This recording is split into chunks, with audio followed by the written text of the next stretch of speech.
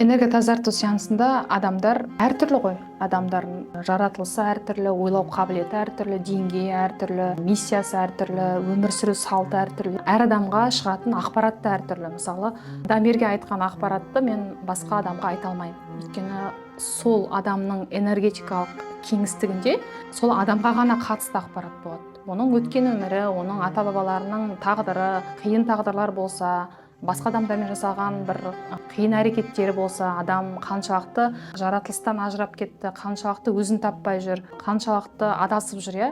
Адамды кәдімгідей өзінің ішіндегі жарығын табуға адамға жағдай жасаймыз. Иә, кәдімгі өзінің жарығын таппай қалады адам, өзінің ішіне жанына көп адам үңіле бермейді ғой. Жоғалтып алады адам өзін.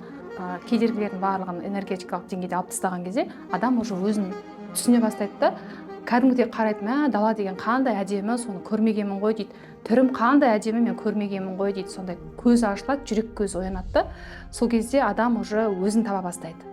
Энергетикада адам тек қана тазарып қана қоймайды. Өзінің өмірі бойынша, өзінің өмірін ретке келтіру, бала шағасының өмірін ретке келтіру, барлық сала бойынша көптеген білім алады кәдімгідей.